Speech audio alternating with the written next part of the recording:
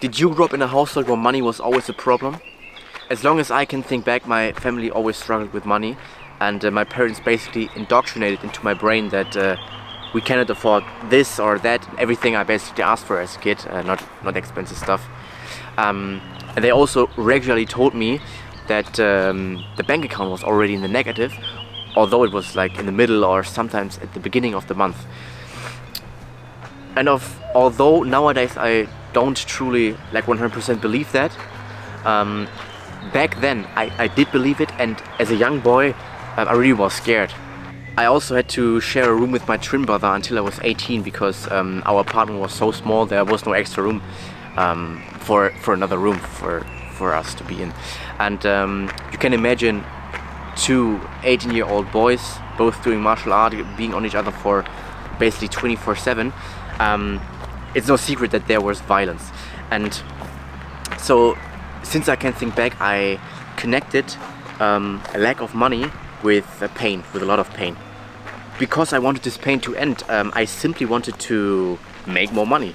As a kid, I had this wish since I was a kid, and I can remember I started reading my first book, I think when I was 16 or 17, about real estate, and because I wanted to make more money and I was looking for ways. So today I want to share my financial strategy with you, and I'm not claiming to be an expert on money, and I'm also not rich yet. However, I do have a plan for myself that I follow, and I have some ideas how I will go about this and how I think about money. And yeah, I want to share this strategy with you today. And this strategy has 3 main points.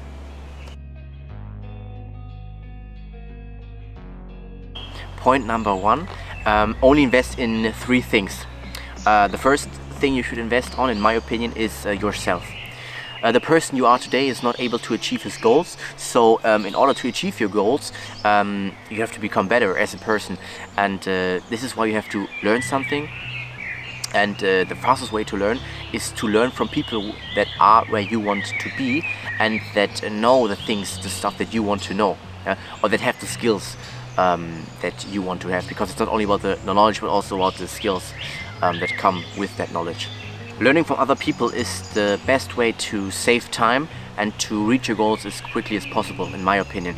So I myself, I already invested, it must be about like 50k into myself, into courses and coachings, and of course some of them were basically bullshit and I lost money, but there were also other coaching that were really good, and I learned a lot about sales, a lot about marketing, and had some great or made some great connections, or built a great network. And yeah, so this is the thing I already did. I invested also in myself.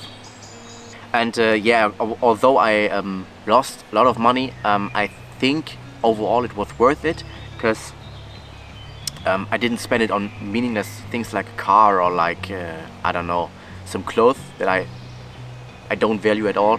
And I'm sure these skills will pay off one day. I have no doubt. Okay, investment number 2, invest into your company. You earn money by providing value to the market. You probably know this. And the best way to provide value to the market is by building your own business. And why do I say invest into your own business? Because usually you have the biggest returns in your own company. The thing is, usually for a company to grow, it needs some money as fuel. So yeah, you have to invest into your business, in my opinion. That's also what I'm doing at the moment. All the money I have and all the money I will earn with my business, I will reinvest into my business. That's my plan. And probably it will be like, because the business I started is pretty cash flow intensive. I need a lot of capital. I will have to maybe do some like work at the side, and this money that I will earn, I will also put into my business, because I want to accelerate the process and I want it to grow as fast as possible. Okay, so the third investment you should do is invest into assets.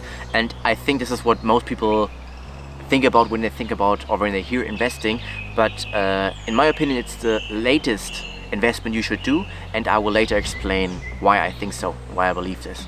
Okay, and what is an asset? I have my own little definition for it. An asset is, in my opinion, everything that increases in value or generates cash flow after you bought it and after you put the money down. This is an asset in my definition. Point number 2. Never spend your active income on luxury. So first of all, what is luxury in my definition?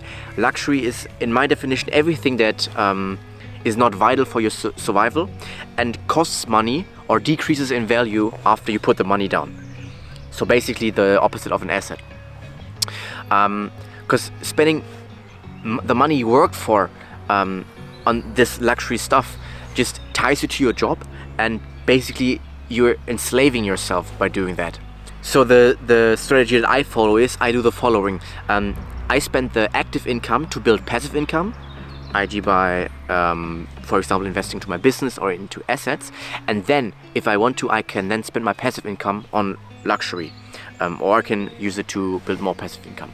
The key here is to delay a gratification of the luxury and build your passive income first, so you can then, when you have the passive income, do whatever you want.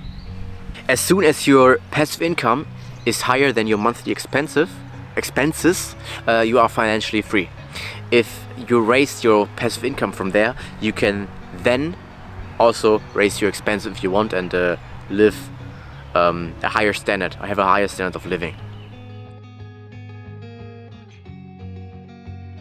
The third point, use a business to create wealth and use assets to maintain and to leverage wealth. Do you have any small assets like stocks or ETFs or anything? Then you might want to reconsider your decision after the video. But now a disclaimer, this is just my opinion. You should really take some time to really think about what I say and really think about my arguments, whether they make sense to you or not, and whether this is the right thing for you or not. Usually when you start, it's always better to create your wealth with a business, and that's why I also say start by investing in your business and not into your assets, because usually you have the biggest returns in your own company. For example, it's easier to increase your monthly revenue if you put the money into your business, and by that also it's easier to increase the value of your company. For example, Jeff Bezos' net worth grew so much during COVID because the value of his company grew so much. Investments, however, usually have smaller numbers, and therefore they have smaller returns. The multimillionaire and the author of the book The Millionaire Fastlane, MJ DeMarco, says in his book that investments that you start with small numbers almost have no impact and almost make no money. It would take years to make money. However, if you start the investments with bigger numbers, then these investments do have an impact. So this was my financial strategy, and again, it was just the way I view money and the way I go about making money and how I manage my money. And yeah, make your own decisions, and I hope this inspires you. But more importantly, let's stop talking and let's build our dream life.